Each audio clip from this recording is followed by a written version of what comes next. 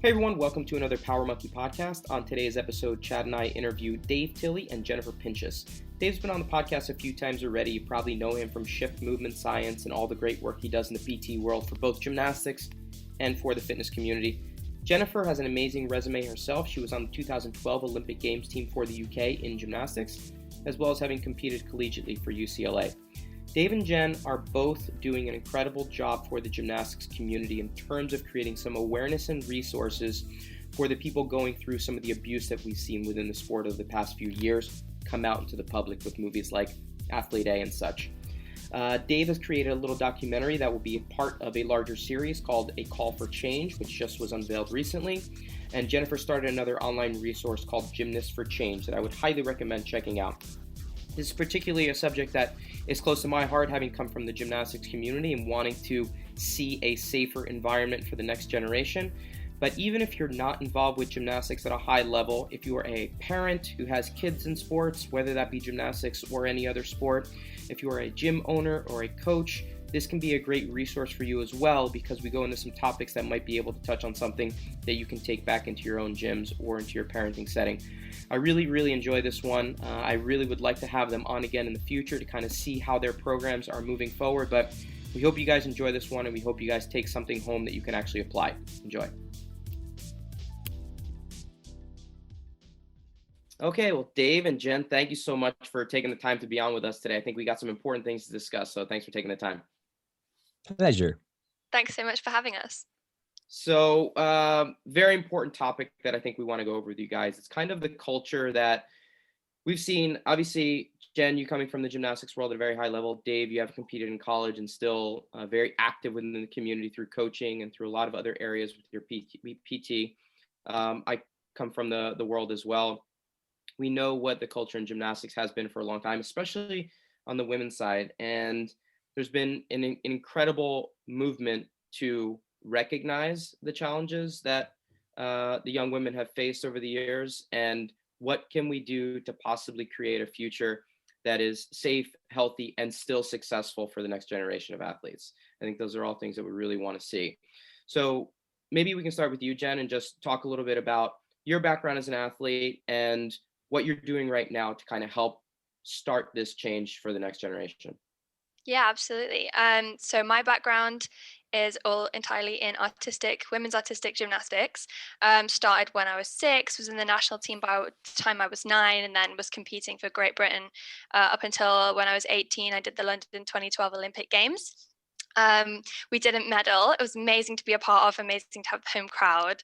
Absolutely, that's incredible. And at the time, it was, I think, a modern record for the best Britain had done in the Olympics, which has since been beaten amazingly, which I'm glad about. And then I went on to compete for UCLA, which was incredible, completely different experience.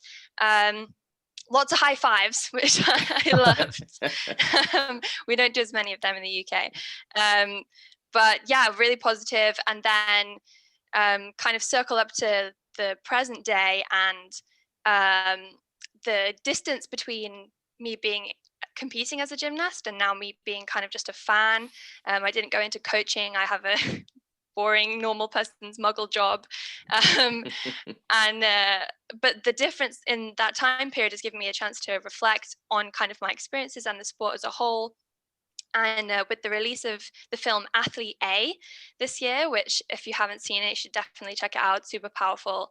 It's kind of made the community and people like me realize that there's more work to be done in our culture than maybe even we realized, even if we were a part of it. And so over the past, since kind of around summer last year, I've started kind of campaigning and helping to raise awareness on what changes need to happen and how we can make the sport the safer place it needs to be. And like you said, like for the happiness and health and success of the athletes, so they can be even more healthy and successful. So yeah, I've kind of gone from competing into kind of that more like outside the sport but still supporting the sport role, and kind of that's what I want to keep doing this year and beyond. Excellent. Well, there was something in there that you mentioned that I think is a great starting point for a conversation, and you mentioned that you started on the national team at 9 years old. And that's quite shocking. I mean, if you think about any other sport, when do you actually start becoming part of a national team? It definitely doesn't start at 9 years old. And that leads to a lot of the particular challenges that I think that we're seeing, especially on the women's side. And it's something that, Dave, I know you've talked about, and I want to bring up, some of the quotes that you bring up in the film that you put out recently, A Call for Change, um, with regards to us thinking that, or the general population with women's gymnastics thinking that preteen girls are best suited for high level success within the sport. And maybe, Dave, you can talk about where this mentality came from. I think some of us kind of have an idea of where this started and whether or not that actually has any validity to it. Yeah, absolutely. And I can definitely share. This is something I've dived deep into the literature on, and also kind of dug through the cultural norms that we have. And if you really look back at where this came from, you kind of look at the 80s, 90s era where, it just almost honestly arbitrarily became the metric of success after Nadia Comaneci and some of the other athletes that were very, very young and had what was deemed successful in large air quotes at that time. And I think what happens is it's a probability of taking correlation and not causation, right? So we had a couple athletes who were extremely successful at a young age, and everyone was like, well, looks like this is the way. Let's copy paste this to the entire model across the entire country. And so that's what happened here in the States, especially in that generation. And so I think, there's two errors there. One is that those athletes, again, were successful, maybe not because of those methods, but despite those methods, whereas they were very talented athletes and they got their way, along the programming successfully. And people reverse said like, oh, it must be this method, right? So that's kind of one error. But two is that I think there was a lot that we didn't see behind the scenes. It was really just the tip of the iceberg because we didn't have the internet and social media and things. So there were a lot of collateral damage pieces that you didn't hear about. So when you look at the metric of success of, a 1-40 ratio of someone who quote makes it versus someone who burns out, someone who gets an injury, someone who's mentally unwell, someone who does not have nearly as a successful career as they want, you start to really scratch your head and wonder if that was okay for us to do. So it became this shining star moment, and I think a lot of other countries adopted that from what they saw here in the States and maybe some of the Russian or Eastern Bloc influence there, and it quickly permeated around the culture. So that's where it came from. And this might be some unfortunate news, but there's actually zero scientific literature to support what gymnastics does at such a young age. I will say the average age of specialization in some projects that we're working on now is probably around like 8 for gymnastics, but in every other sport, it's typically around 14 or 15 where they pick one sport and they go kind of all down that pathway. So I think there's a little bit of wiggle room where you do need a younger-ish age for gymnastics because it's so challenging. And as a coach, I understand that formally. But what we're doing is wildly out of step with what the literature says. So there's the early specialization that's a problem. There's the true physiological understanding that no athlete pre-puberty is at their peak strength or power or maturity to handle these skills. And so you're trying to make an elite athlete in one of the most chaotic time periods of their life, which is puberty, right? Which is growth and development. And so that's also not in line with the scientific literature. And also the biggest thing is year-round training. There's no other sport that only trains a single sport, 8 to 9, 12 months out of the year competing, and then takes maybe a week or two off, right? And then, it says, all right, let's get back on it. Every sport has a relative off season. So there's many things that don't really fall in line with what we're doing. And it's become so ingrained in our culture that when people tried to speak up about it, they were like, no, gymnastics is different. And I think we're seeing now the ramifications of what those choices we made 20 years ago. Yeah, so there was kind of this period where things changed because, 50s, 60s gymnastics, women were of an older age. They were closer to their 20s, competing at an older age. And then there was a switch that happened. I think in the documentary you mentioned kind of the introduction of the training methods of the Carolis being kind of an impetus to kind of push this in that direction, and then seeing success with Nadia and then saying, okay, this must be the model that we need to use moving forward. But you also mentioned something in the film that I think was important in terms of why the younger girls were kind of chosen. One being the ability to control them, and one being the ability to spot them more easily. Are these some of the reasons that you envision as saying, okay, this is why we think the coaches want and need that control, and the easiest way to do that is by taking them from a younger age? Maybe Yeah. Jen, can you mention that, having gone through it yourself? Yeah. Jen Yeah, first. definitely. I mean, it's crazy to think when I started gymnastics at age 6, that's like considered quite late Mm. to start as well. Like the pressure to like be like really good and on that elite pathway from like 8-9 years old is like intense. And I think it definitely needs to change. The fact is as well that it's not about we're not saying that gymnasts shouldn't be training when they're 3, 4, 5, 6, 7, 8 years old. That's going to give them amazing coordination and physical benefits, but it's about the pressure that we're putting on girls at that age, and the expectations and the attitudes towards training children should be different, because if we're treating them as adult athletes when they're not adults, then that's never going to work. And then if you're just doing it to take advantage of the fact that you can more easily control a child, then that's clearly not ethical. So there's no questioning kind of that kind of line of thought. And I think the other part of the problem is not just that gymnasts are easier to control, but it's more aesthetically pleasing to look. Gymnastics is a sport that surrounds or is based around a lot of handstands, and you want a clean vertical line. And if you're, got a little stick thin young girl's body, like the judges may be more inclined to be like, oh, that's a straight line, but coaches shouldn't be going for that aesthetic over like the health of the gymnast. If a gymnast is naturally has that kind of body shape, that's absolutely fine, but there shouldn't be like a restriction on like stopping that girl from becoming a woman and other types of body shapes being allowed to succeed in a healthy way. So there's kind of a lot of issues intertwined with it, I think. Yeah, absolutely. Dave, anything you wanted to add on top of that? Yeah, I would agree. I would think when I look at all these things in either consulting with people or thinking about it in our own gym, is there's like a technical side of this problem. There's a cultural side of this problem. On the technical side, I think a lot of coaches really truly believe this is the only way to get a foundation of skills for a high level. And one of my really good buddies, Nick Ruddick, is someone who says, you do need to, as we all know that we're gymnasts, and Chad probably with weightlifting too, you have to put in the work at a young age to get these fundamentals well and do those. But that is a far cry from the crazy level of sports skills they're competing at a young age, like double pikes and stuff like that when they're 12 and 13. And we now have some research that's suggesting that the earlier you start those really hard skills, the higher risk of things down the road may happen in like your later years of college. So I think there's the technical piece that we have to get past, which is like, yes, it is definitely important to learn these foundational basics when you're young, but there's many, many ways to learn these things at a young age technically well, with a whole bunch of different drills and trampoline and spotting and stuff like that you don't have to make them be hard skills. So if people can just get over that myth that you have to, I'm going to miss my shot technically if I don't develop these skills before they go through puberty and it's a harder time to catch up.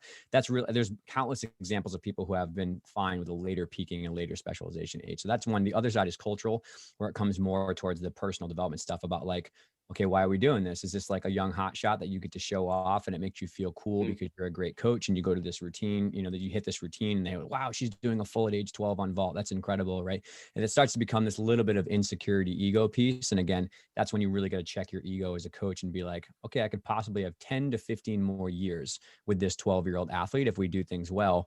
What am I going to do in this decision-making process that affects the next 2 months, 2 years, 2 things like that? You got to think holistically and not just about the next immediate goal.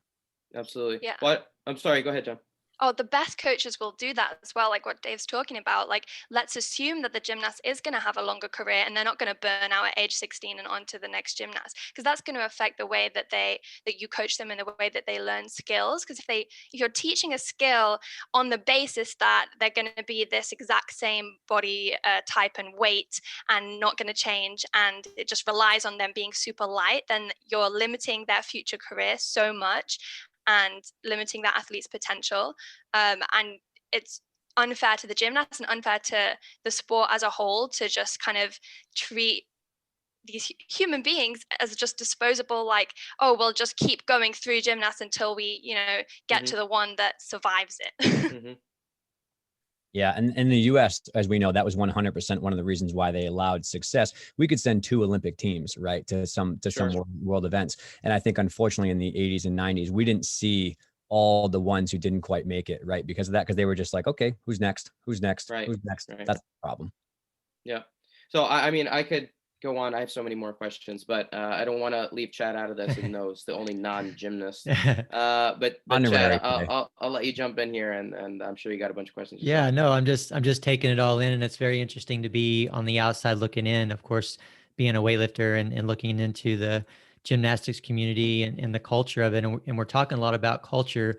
today's you guys are going over that, and there's so much to culture. And when I compare that to weightlifting, of course, there's a lot of similarities. There's a lot of similarities through all sports, and there is abuse in all sports, unfortunately, in many different forms. But when I really kind of compare to what I know from the weightlifting world and what has been exposed in gymnastics, that level of abuse has been seemingly more frequent and seemingly in more forms. And so I wonder, maybe Jen, if you can touch on some of the reasons why you feel gymnastics in particular is more susceptible to all different forms of abuse and all levels of it.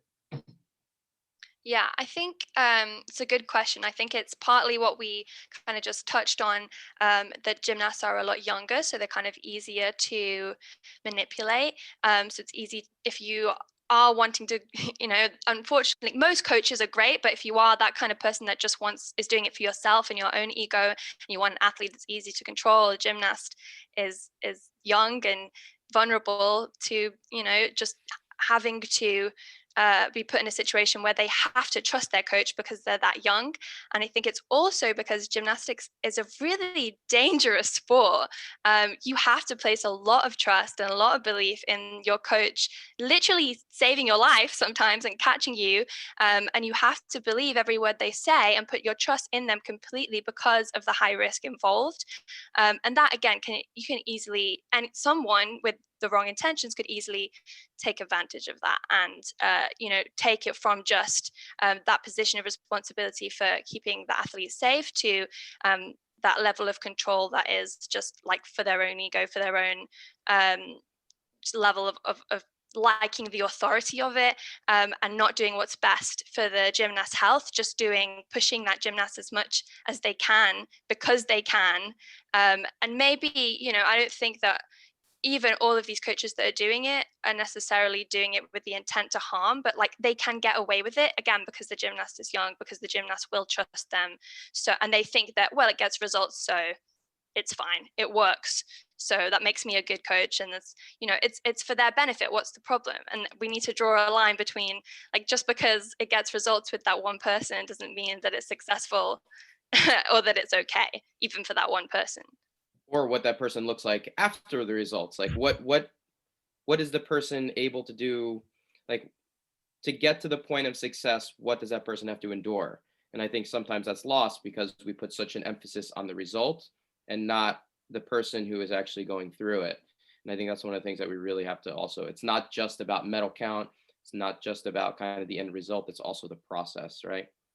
Yeah. The other thing that's really important too, I think, and Jen kind of talked about, is like there's an inherent knowledge and power dynamic that happens in gymnastics more than other sports because of it's so hard to learn skills, and it's the age difference of the knowledge level is different, that a lot of athletes unfortunately get sucked into that kind of power dynamic. And I think a lot of an error that I made as a younger coach that I think really people of all sports need to reflect on is, as a coach, there's nothing wrong with being excited about results and wanting to get fired up and want to have good competitive success. That's awesome, right? But if you tie your sense of self-esteem and self-worth to the athlete's performance, you are setting yourself up and the athlete up for a disaster, because when they do really well, you're really excited, you're a great coach, you're happy. And when things go wrong, you feel like you're not a good person. And it's really like, that's a dangerous way to live your life. And so if you can, in terms of solutions, if you can detach yourself as a human from the competitive results, the money, the fame, the status, all that stuff that we know is superficial and doesn't really last, and instead care about authentically your relationship as an inherent partnership towards a common goal and what you can do to help develop that human behind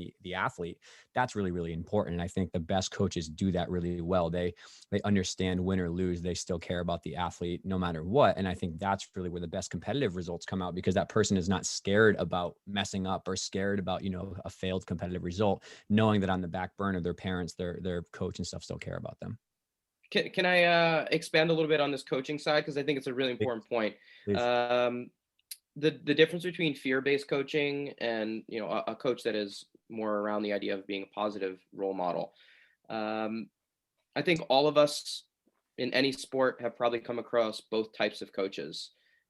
But I would like to get, Jen, your perspective on coaches that have really done the opposite, and what a positive coach does differently to still achieve success. And I think you probably have a unique situation here because, I mean, just from your background, having gone to UCLA, I know Miss Val and Chris Waller and the other coaches at UCLA over the years have done such an incredible job of creating an environment that is positive. And can you speak a little bit more about what some of the characteristics are of a coach that kind of instills positivity in a daily training session in a competitive environment rather than a fear-based coaching type of situation? Yeah, absolutely. So I want to go into too many details or names, but yeah, let's use an example from UCLA.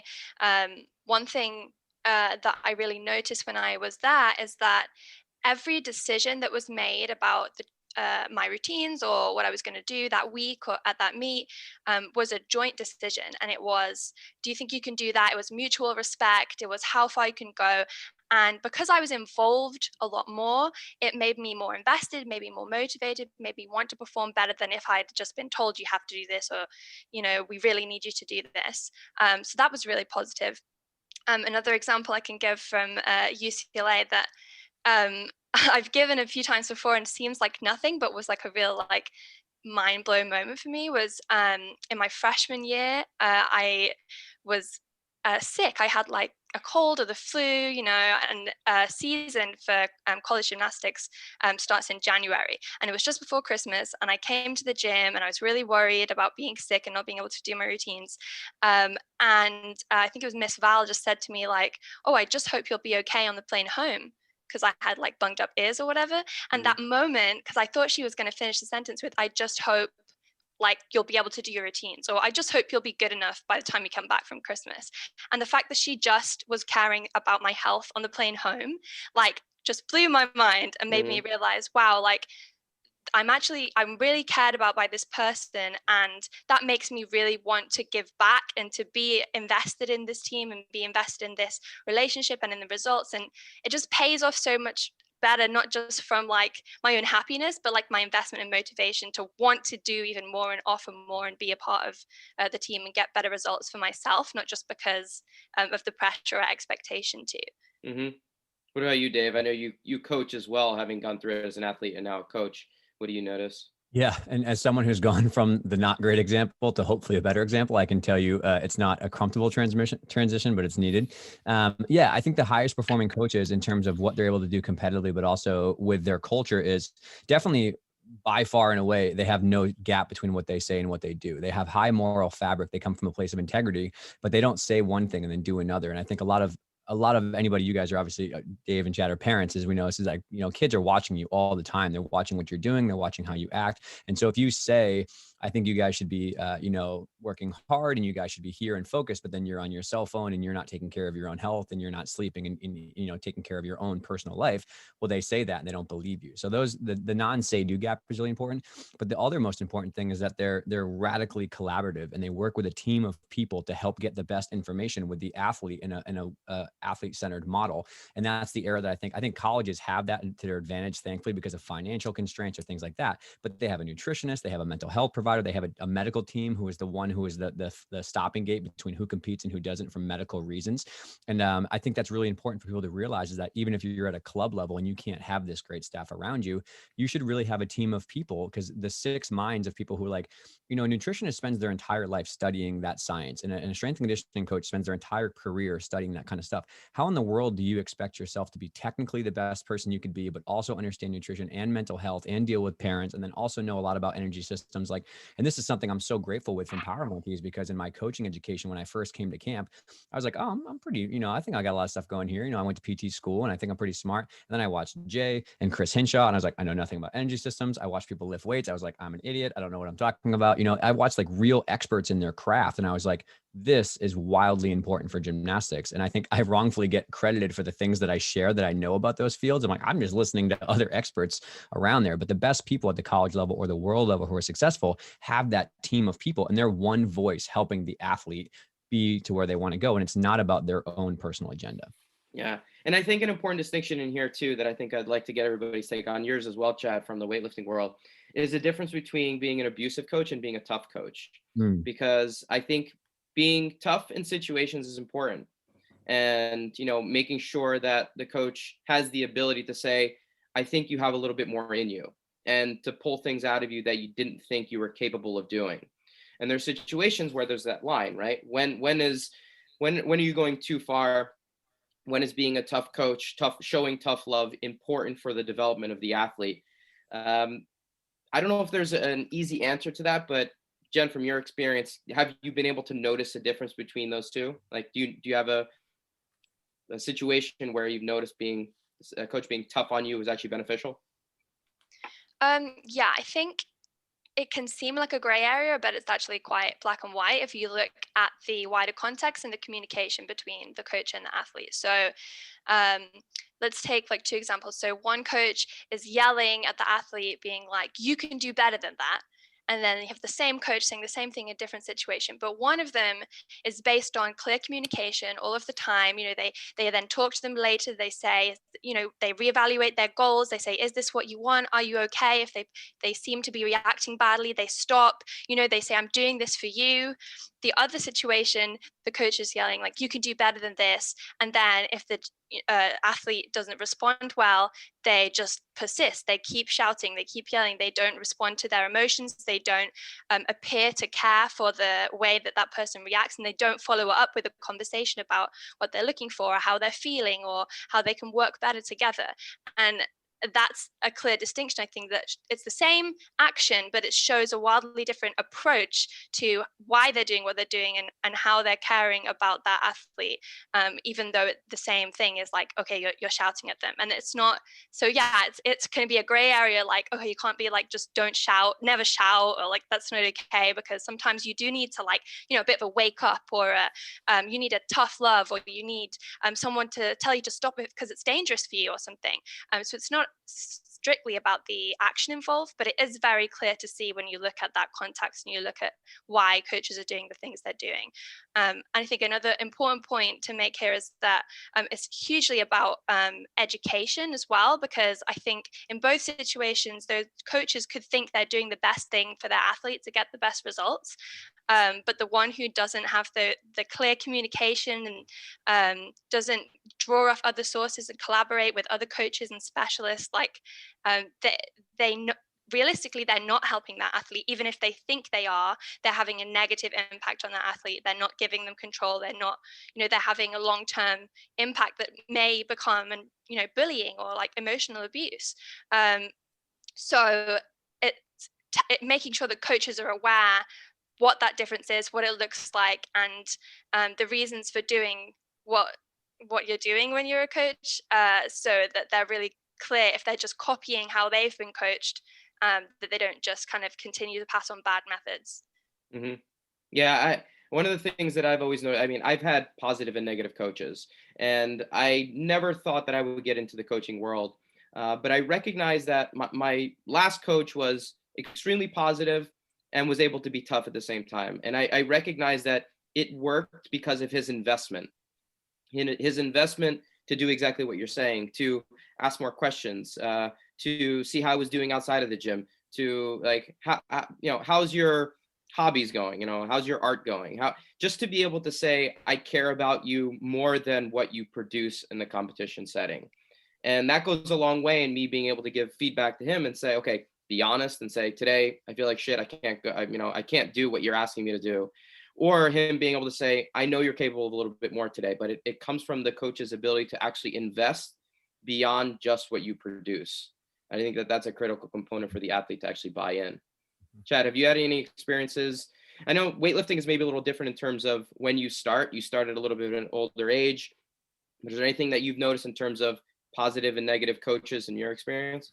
Yeah, for sure. I never really came across to any coaches that were just in my face and yelling all the time. It does seem like weightlifting is, for the most part, a little bit more laid back. And I myself was very much a self-starter. I didn't really need to be motivated or yelled at or anything else like that. But as a coach, I think some of it is also about being a little bit of a chameleon and, molding to the athlete that you're in front of. What do they need to hear? How do you need to say that? What age are they? If they're 9, I'm going to have to say it in a completely different way than a master athlete that I'm working with that's 60 years old or 30 years old or whatever that may be. And what type of person is this athlete as well? for me, it's like, is the coach, like you guys say, yelling all the time, and that's all they ever do to every single person? Well, that's not going to work very well for most people anyways. Maybe there's those few people out there that do. I myself as a coach probably don't yell enough. I'm not real sure, but I do know we need to pay attention to, as we learn our athletes over time. I think that's why it's important to develop those types of personal relationships with athletes, so you know their personality more, you know what's important to them, you know how they're perceiving words, because some athletes are going to perceive words and they're going to find something negative in every single word, and it's going to potentially make them overthink and pull them in a negative direction. You have to figure out how you can help them think through that and help them create something positive out of those words that you gave them. Or you're going to have athletes that are easy, athletes that are going to make something positive out of anything that you say. Luckily, I think I was, for most of my career, one of those athletes. It didn't matter what was said in front of me.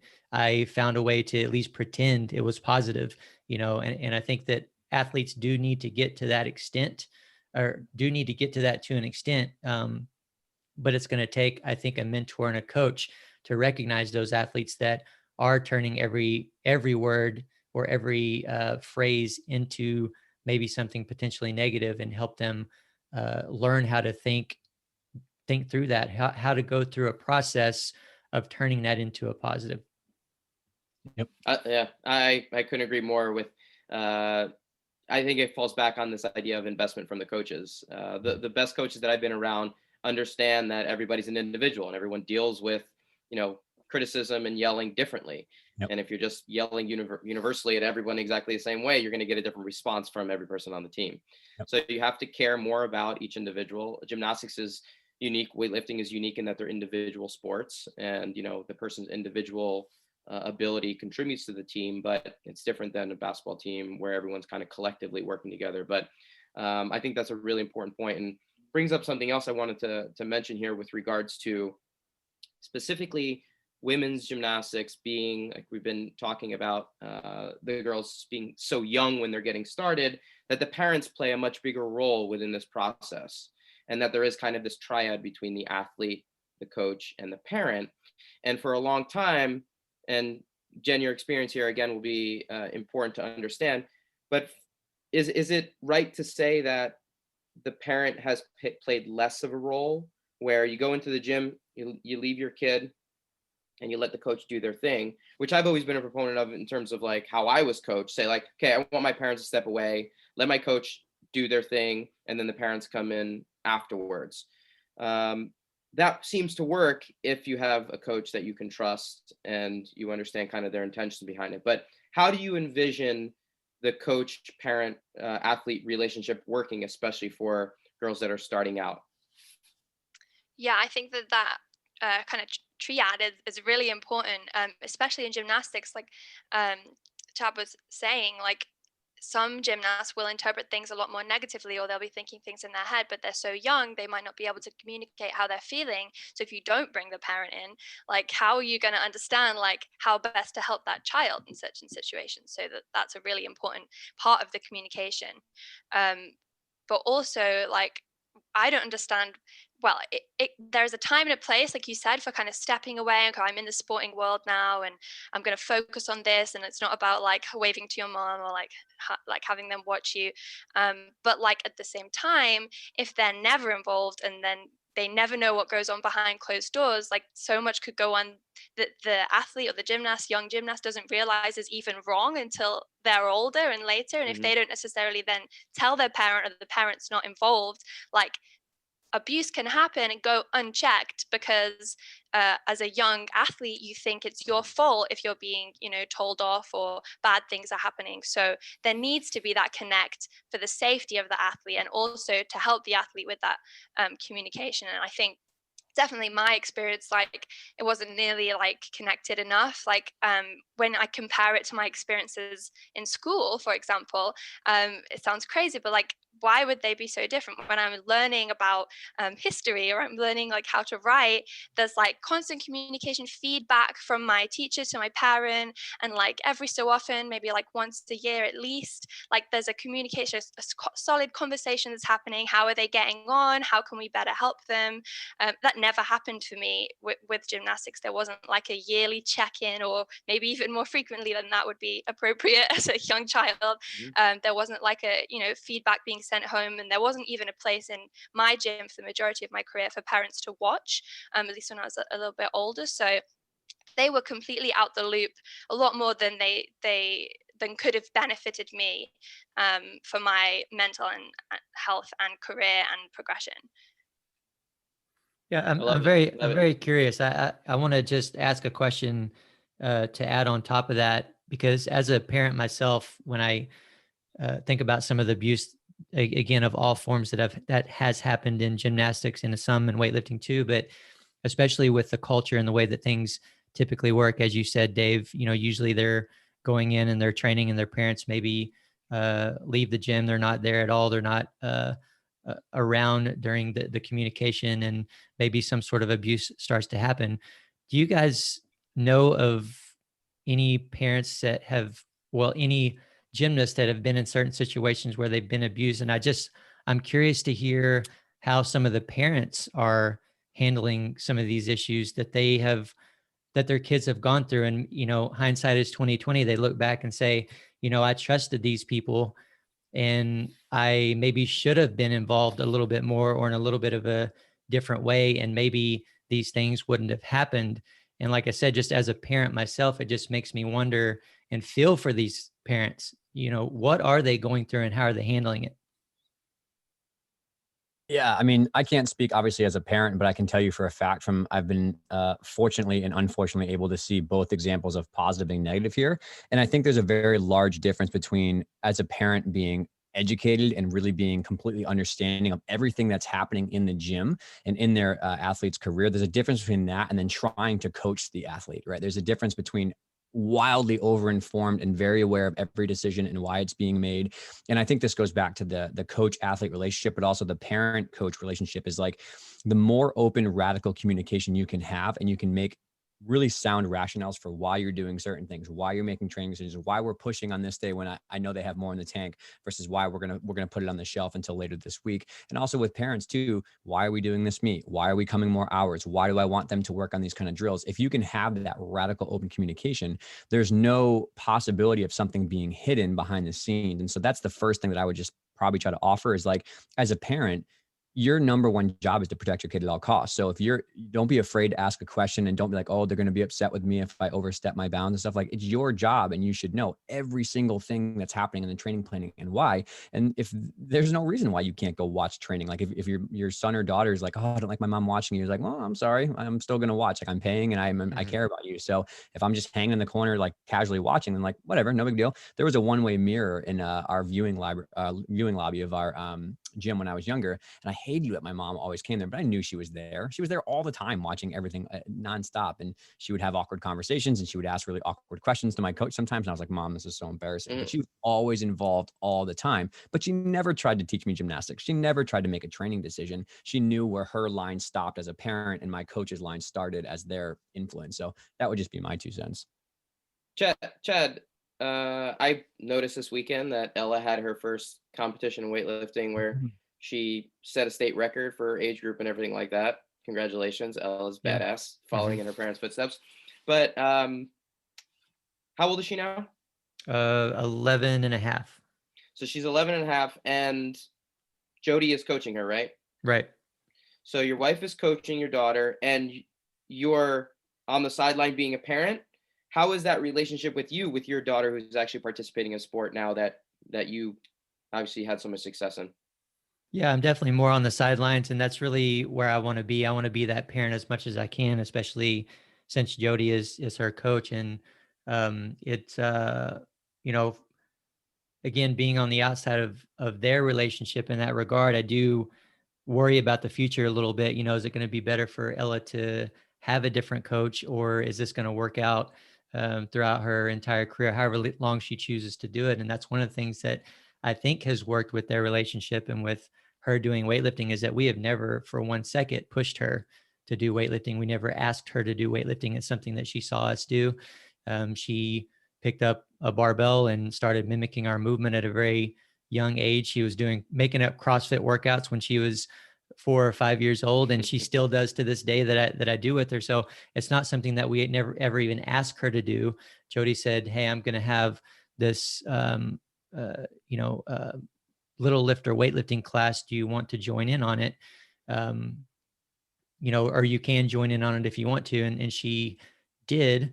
And she's been doing that for many years now. And it's awesome to watch though. And, at this competition and this was probably her 4th or 5th competition, but, sometimes she'll approach me and she doesn't really ever ask me for pointers or technical advice or anything like that. And actually, she hates if I ever even say any hint to anything in that regard. But, one of the things that she did this last one that I thought was very mature and I'm very proud of her for is that she approached me and she just said, "Dad, I'm really nervous," and so just to be there for her, to have her to be able to say that and express that and to know that it's okay to say those things and it's okay to be nervous, and for me to be able to offer some support and some words from my own experience as a weightlifter and knowing my daughter so well, I think it's something that was really beneficial for her. And I'm just getting chills here just thinking about, being able to offer those words to her and be there for her in that way and watch this relationship that her and Jody have and the maturity that she has at this very young age. And honestly, she really picks her own weights, which is amazing for an 11-year-old to know her body and her abilities so well. And, we knew that there were records, but we didn't tell her that there were records to get. We didn't tell her until, that she did her 2nd attempt in the clean and jerk and they announced that it was a record, and her eyes lit up and were real wide. She had no idea. And we didn't want her to. We didn't want her to have that pressure, at this young age. And once she figured out it was, and we then said, "Hey, there's another record that you can get. It's the total record if you do this certain amount of weight." And knowing that she's capable of it, we allowed her to make that decision, and she wanted to do it. So she called those weights, and I don't know. That's probably me going off on a tangent there, Dave. No, but not at all. I definitely feel lucky for the situation, and how Jody has molded her, her technique and her as an athlete and her perspective, and how we're able to be there and support her in those different ways. Yeah. And there's a really important message out of this, which I think we should all try to listeners, everyone take it. Coach, athlete, parent, is that Chad and Jody unconditionally love Ella no matter what happens in her sport. You know what I mean? We all know Jody. She's amazing. Even though Jody's her coach, she could have missed 6 for 6 and done nothing. You'd be like, awesome, great, awesome, good job out there. You know what I mean? And I think that's a really, really important takeaway that everyone has to understand is you have to get to a place as a coach. And then even me as a medical provider, right? There's some times when I really want it for the athletes to be successful, but you have to separate yourself from the need of the athletic performance or the outcome and know there's a human behind there. You have to empathetically understand that. And so as a parent, as a coach, as a medical provider, it's unconditionally supporting the athlete as a person, regardless of any competitive, positive or negative. Well, and just recognizing too that, well, I mean, because I was a high level athlete and lifted weights for so long, and just understanding there is so much to simply the effort of it, right? Simply to the athletes going out there and trying, being brave enough to sign up for the competition, being brave enough to go out there on the competition platform when in weightlifting, you're the only person out there. And for you guys too, you're the only person out there on that apparatus. You're by yourself and you're trying to make something happen. And that's really one of the things that I've told her many times. And I'm trying to get her to understand is that, hey, that's awesome that you broke records. Congratulations for going 6 for 6. I am incredibly proud of you for that. I'm excited for that.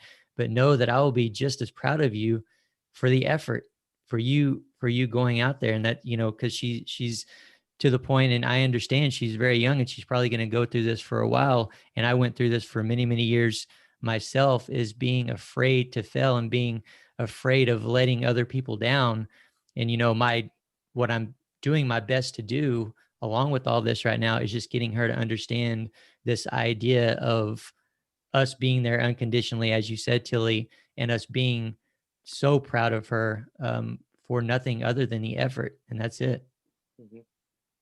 I love that. Can I just add as well, like, I love that you're sharing your love of the sport with her and you're able to go on this journey, like, and have that passion, and she's able to learn off you without that pressure. And I just love all the things that you just said. And also it's just a great example that parents being involved with, as a coach or alongside a coach, like, isn't the problem. I think for some reason, like, gymnastics at least, like, is used as an excuse a lot, that, oh well, parents, that they shouldn't get involved, they need to keep them away because pushy parents is bad, it's bad for the athlete, and like, and they're going to interfere with our coaching knowledge. And like, pushy parents is not the problem. Okay, this is not a problem. Parents love their kids, they just want what's best for them. Like, okay, there might be like one parent that's like a little bit too involved. Like, wouldn't you rather have that and parents be super involved in helping the athlete, supporting the athlete, like helping to pass on their passion or their experience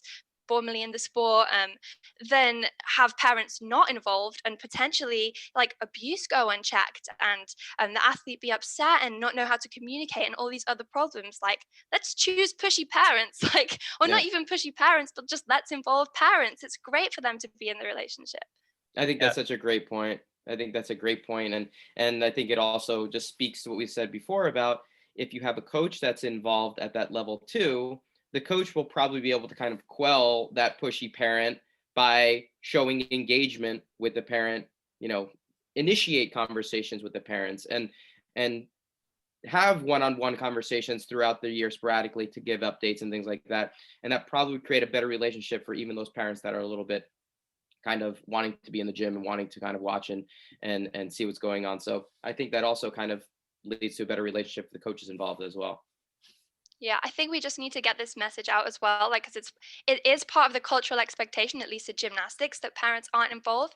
And I just want to also add that if you're a parent and your child did experience abuse and you're feeling guilty about that and you're feeling like it's your fault, like, it's not your fault. There are lots of reasons why parents have been held back or why that has gone unchecked, that are cultural and that are part of the problems we're trying to solve. And I think at least my parents, they feel quite, like, what could have they done differently, or what didn't they do?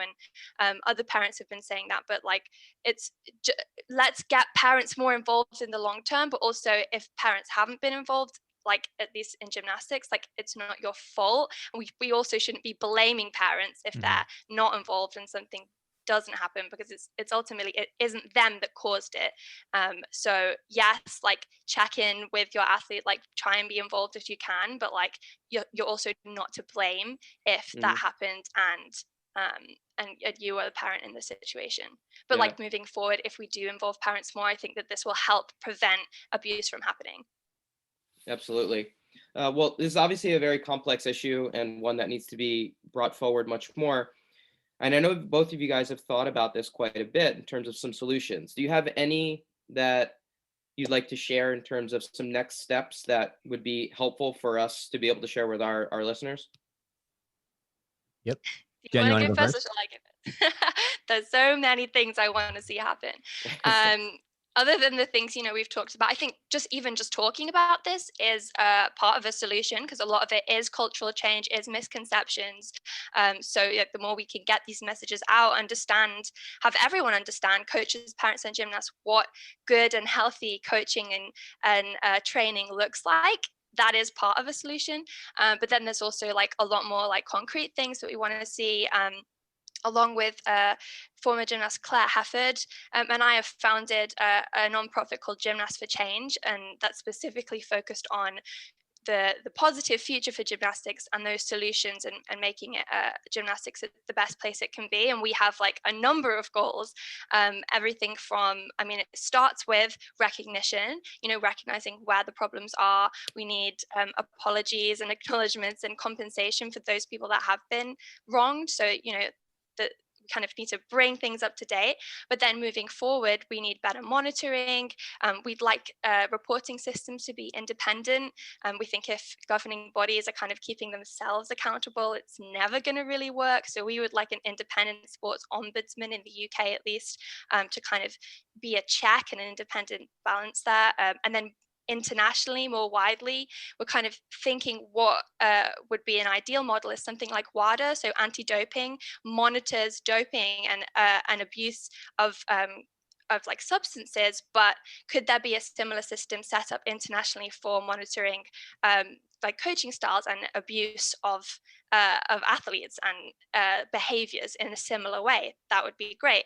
Another thing that we would like to see internationally is records being kept more, and cooperation between countries, and making sure that individuals who maybe had a record or they have been shown to be abusive coaches in one country can't then just go to another country and do the same thing, because that's just crazy. You can't just unchecked. And we have so much transparency and globalization now that it's possible for us to monitor it, much better, and make sure that if coaches are traveling around, they are checked, they are in the right situation, they have the right education and safety protocols for their athletes. So yeah, we'd like to see like an international list for a shared list in gymnastics that monitors that. I honestly could go on all day about so many solutions that I want to see, but let me give Dave a chance.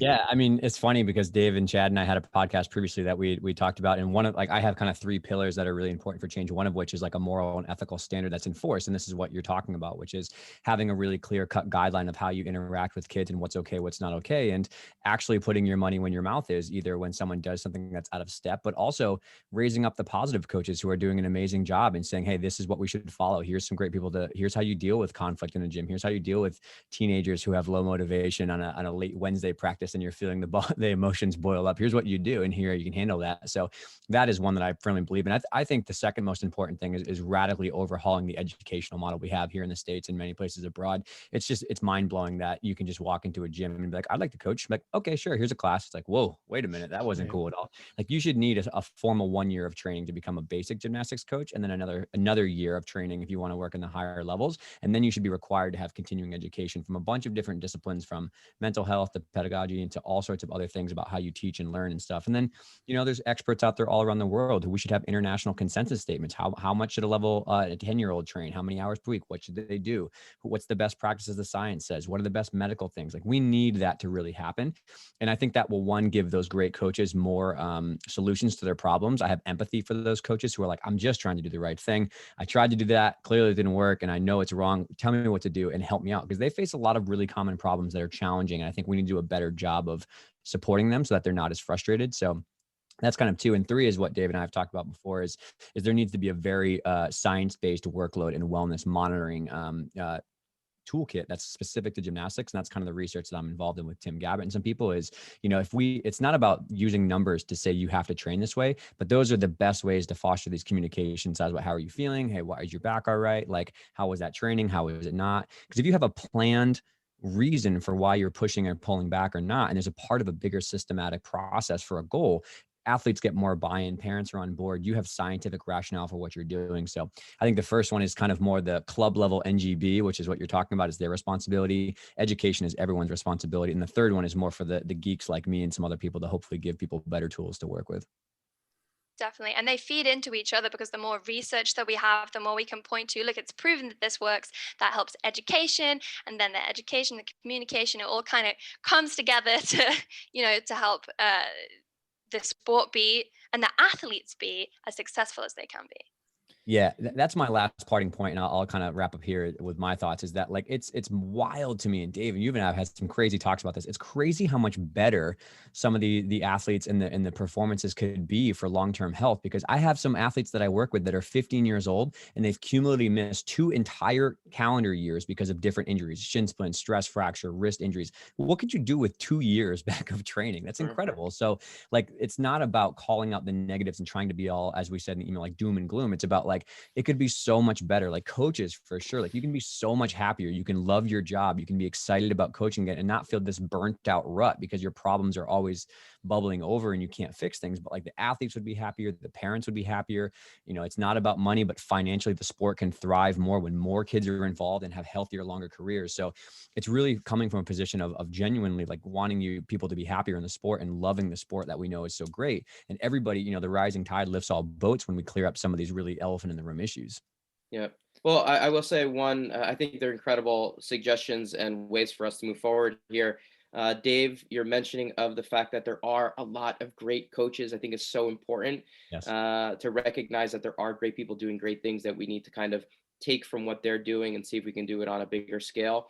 My last question for you guys before we get you out of here is just with regards of communication between different NGBs and different countries, because what USA Gymnastics is doing and what you guys are doing in the UK, are those completely independent, or are there ways that we can facilitate, good strategies to coordinate things together? Because like you're saying, Jen, if a coach leaves a country and goes to another and continues to implement the same terrible coaching practices that they were doing where they came from, how do we limit that from happening? And are you seeing NGBs potentially working together on figuring out strategies? We definitely need to see more of that. I think what you're touching on is it really comes down to FIG, is it kind of the central global body for gymnastics? Like they need to take some responsibility as well. Like, because ultimately, like each country does have their own governing body and their own policies and their own rules and their own systems. And that's always going to be the case. Countries have wildly different cultures and setups, but we do need that central body to pull it together and to run certain things to ensure there is that cooperation and coordination, because gymnasts will travel around the world, coaches will move around the world, it's an international sport, and yeah, the more we can collaborate, the better it is for the athletes, like actual like learning off of each other, as well as just like making sure we're safe, but like progressing the sport. The more we can do that, the better. Yeah, I would agree too. And I can definitely say on the medical side, there's been more collaborative efforts between a lot of different people in different countries trying to work on some of these things. But this, as Jen says, it's the responsibility of the FIG to kind of say once for everybody, like, hey, we're going to put the competitive nature on the shelf for just a minute until we can clear up all these issues that are really, really important. Because right now it's still a durability contest and there's so many things that are slipping under the cracks. Let's iron out all these really important details. And then once we know people are having a good experience and there's the best scientific evidence and everybody's on a fair playing field, then we can come back and have the great country versus country success. I view it similar as like a country sometimes puts their differences aside between clubs so everybody can learn the best techniques and everybody can kind of work together. And then once you kind of go up, you get your competitive edge back. I think we need that in the sport of gymnastics as a whole for everyone to kind of say, okay, let's pause for a second and make sure we're dealing with the real issues at a baseline level. So this becomes something about sport and it's not something about, a serious issue like abuse, because, you can't take the viewpoint as it's like us versus us. It's really us versus the world right now. I think the entire world of sports is looking at gymnastics in a microscope under like how we handle this and what we do in this moment to move forward as a positive example for swimming and for wrestling, which I know have their own, headaches with these kind of issues. So I think we need to kind of all work together and be a shining example of what to do. And then once we clear some of these things up, we can go back to being our wild competitive selves. Yeah. Well, go ahead, Jen. I was just say I have a question for Chad. Is that we're talking about kind of countries collaborating with each other under the sport of gymnastics, but do you think that like different sports could collaborate better? Because like I don't know how the education system for like coaches and athletes like works maybe in weightlifting compared to like swimming or athletics or anything else. I wonder if there are things we could learn from each other's sports and from different sports better. Yeah, what do you think about that? Yeah, Power Monkey, living example of that. Absolutely. Yeah, I was going to say Power Monkey is, when it comes to technique and movement and training and really trying to develop the best athlete that you can, that's what we should be doing. And that's what we should be doing when it comes to systems and ethics and everything else, just within the last, and I think the USOC as a whole is probably doing this. Correct me if I'm wrong, Dave, but we have to take as coaches now, ethics classes and background checks and test and all these things to, educate us on one, what is right and wrong, as simple as that seems, and also how to look out for potential predators and that kind of thing. And so I think if those things aren't happening across the board in all sports, those are the types of things that should be happening. And that's probably all I will say on that. But, and I know we're trying to get out of here, but I did want to bring this back to the parents, if I may, briefly, because we have a lot of listeners that are probably parents, of course. And I know that gymnastics is something that the CrossFit community loves. I know that because of CrossFit, there are so many more kids doing weightlifting and gymnastics. And I think with gymnastics, when we touched on this a little bit earlier, this myth that high-level gymnasts have to peak at maybe 16 or whatever that number is. And so maybe on the parent side, there is a rush to get their kids in there and to get them training at a high level. And so, Dave, I wondered if you could touch a little bit on, like you said, pretty much every other sport the athletes are shown to peak at a much higher age. So can you touch a little bit on what's the difference or is it possible for a female gymnast, for example, to peak at age 24 instead of age 16? What does that look like? What are the differences? Is it possible for them to be as good of a gymnast at a little bit of a higher body weight versus a lower body weight? What does that look like? And what do parents need to consider in that regard? I mean, I think Dave and Jen can answer this, but I mean, look at Simone Biles. I mean, I was just gonna say, Simone doing? But go ahead, Ellie Dave. Black, Becky Downey, there's plenty of examples. And I didn't know if you meant me, Dave, or Dave. Yeah. So, Tilley, yeah. Sorry, Tilley. Yes. So as we talked about, kind of bringing it full circle, is I think now we know, and this has been around for a while, the literature from the Canadian model of long-term athletic development says that no 14-year-old female is at their peak strength, power, mental maturity to handle these things. And I think that's the first foundation you have to lay your kind of like your hand on, is make sure you're coming from a solid base of science. And so we know that if we take care of kids when they're younger, that when they get older, they're actually much more better prepared to do well in the sport, let alone survive the sport forces. So that's really important to rest on. But with that being said, I think a really big elephant in the room here comes the college question here in the States too, which is a lot of athletes are feeling the pressure to get that 12, 13-year-old, start because they want to get recruited by, 14 or 15 years old. And that is a 2-hour podcast in itself, but that's the NCAA needing to police better of finding people who are recruiting 12-year-old elite gymnasts and stuff like that. So if you put that conversation on a shelf, there's millions of examples of people that are doing not only better, but they're in their peak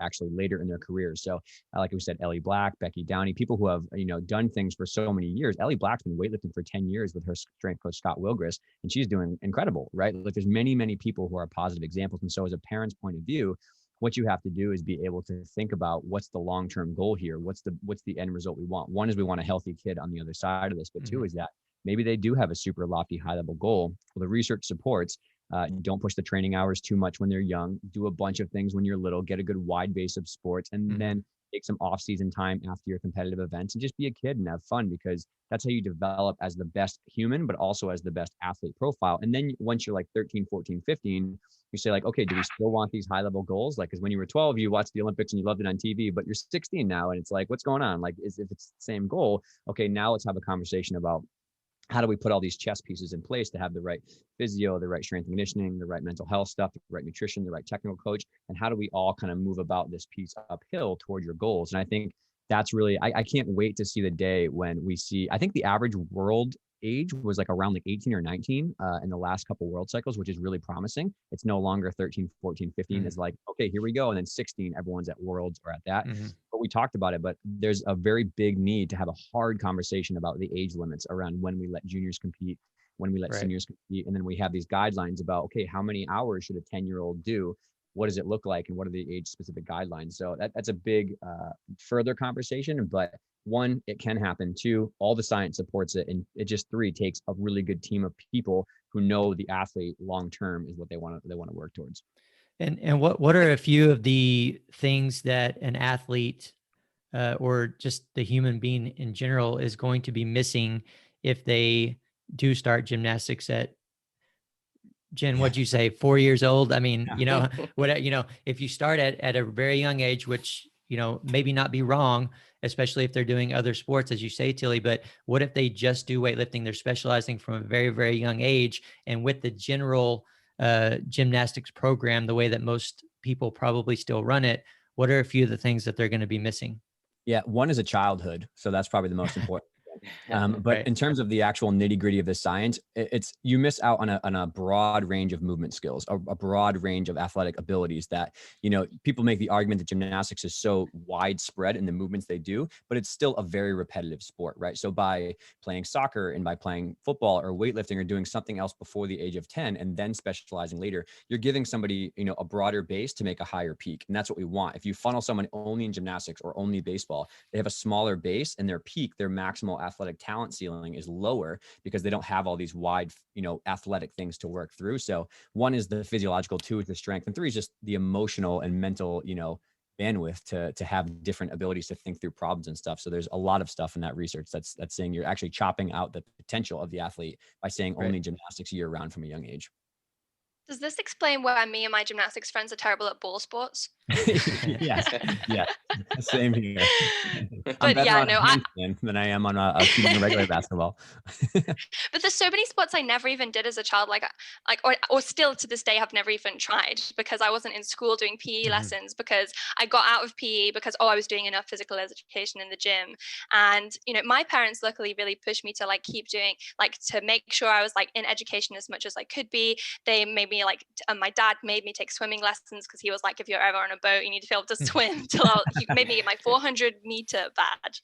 And then I did piano lessons. So my parents were very much focused on trying to make sure that I had a holistic experience, but definitely I missed out on so much in my childhood because I was doing so much gymnastics, probably more than I ever needed to be. So many hours, and not just hours in the gym, but hours in physio, hours in the car there and back, not socializing, not in school, not gaining other skills for my life that could have benefited me.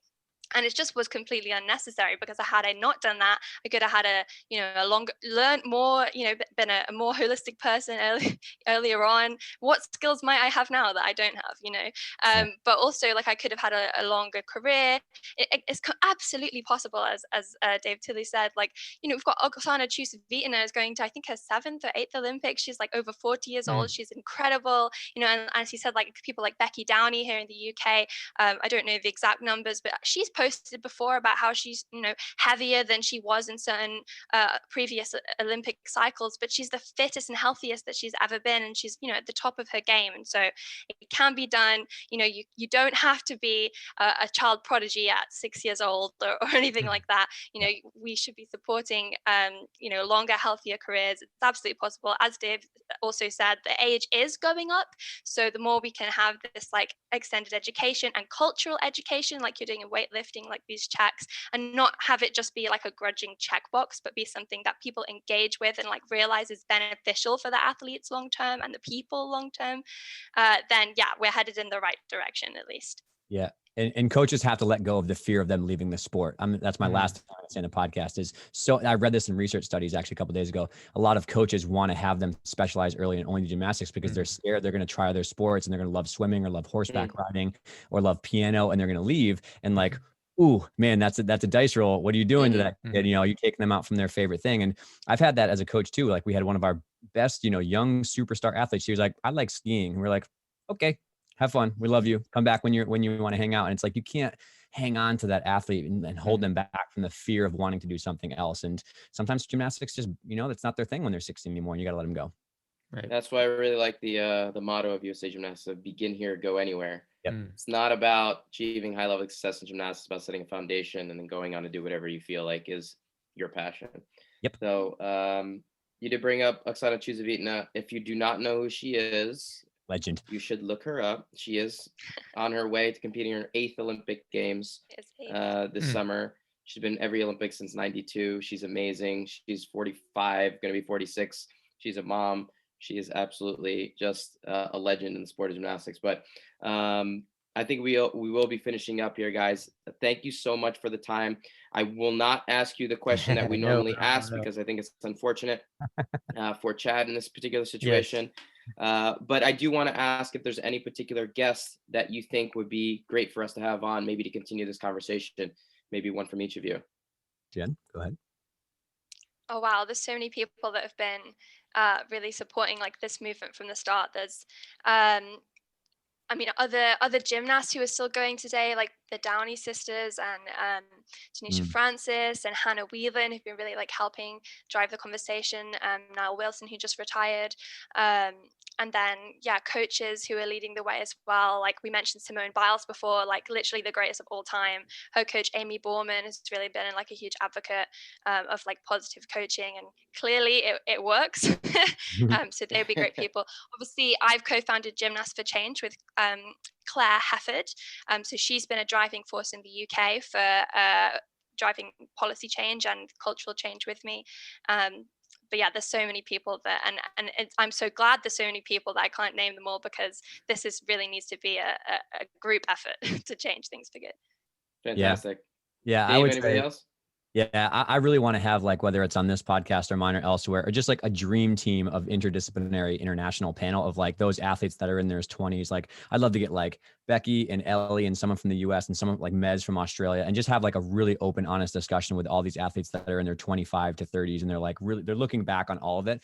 I would really, really love to dig into their experiences and have an honest conversation about what was good, what was bad, what should we change, and and what they've gone through, because I think that will inform a lot of what's going to happen when policy changes in the next year. Fantastic. Awesome. So yeah, Dave, if you're Dave Durante, if you're ready, I think we can wrap it up with that. Absolutely. Cool. Well, guys, Tilley, Jen, we really appreciate you coming on. It was a great conversation. I learned a ton, and I know that the listeners are going to get a lot out of that. I particularly like it from the parents' perspective, and give them some things to think about. And, they don't have to do certain things or push them into it, be involved at the right level and all that kind of thing. Before we get off here, do either one of you have any other parting words, anything coming up that you want folks to know about? I just say thank you for all you guys and the help you guys have given me and the exposure. I think that I wouldn't be anywhere without the two of you and Power Monkey and stuff. So I just say thanks. Thank you, Dave. Yes. And thank you, Dave. give a shout out to your documentary one more time. Can you? Oh yeah. Mention It's I have to say, Sarah Thurkel, if you're listening to this, girl, you are the prodigy filmmaker at 18 years old. She crushed the first thing she did for 18 years old. Really? Wow. Yeah, she dominated. So A Call for Change was her first short film, which was inspired by the podcast that Claire and I and Jen did earlier. So it'll be the first in a series of probably 5 to 6 short films we do about here's the problem, here's what you do, here are the most common things we get asked about. Let's make some things to help you guys out. Awesome.